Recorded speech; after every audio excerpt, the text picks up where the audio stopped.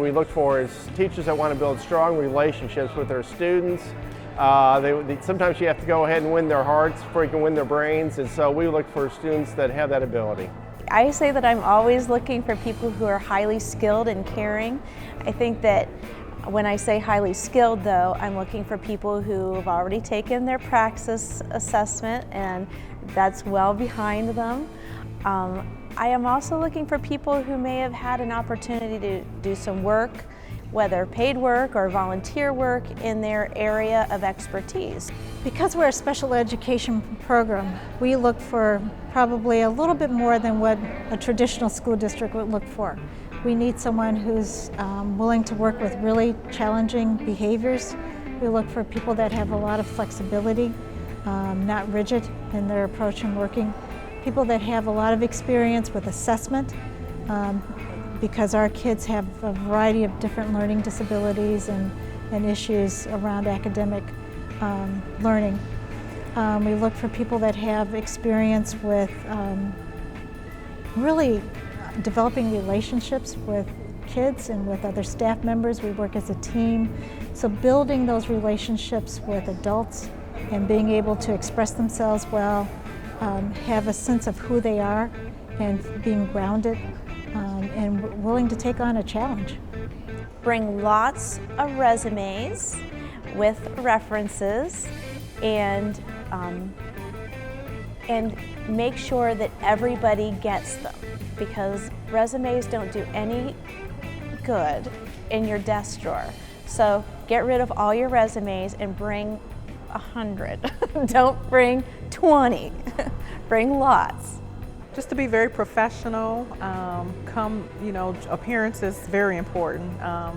That first look, be confident, be very honest, and just tell us why they love to do what they've chosen to do. Sell yourself quickly. It helps to have someone come up with a resume in hand who knows exactly what they're applying for. I think having the information ahead of time so they know which school districts they want to interview with, they've prioritized, and then we can accommodate those people quickly and schedule them for an interview. So being well prepared. Don't just go ahead and narrow your focus to the area districts. I would go ahead and kind of broaden my horizons a little bit and get a chance to visit with as many folks, both local, in-state, as well as out-of-state, that is possible, and learn a little bit about each one, and keep your options open as much as possible. That's going to increase your chances for employment. Also, you might go ahead and discover that you might just go ahead and consider a district that or even a state that you hadn't initially considered. I think that they should be pretty serious about getting their applications online completed as soon as possible, because some schools will start right away looking for candidates, and they know that if you have completed their online application that you must be pretty serious. And spend some time on those online applications. I actually look at the quality of the work on the online application to make sure that they're using complete sentences. So your online application does tell you a lot about you. I think another thing is that they should not be afraid to keep updating it as new information comes in.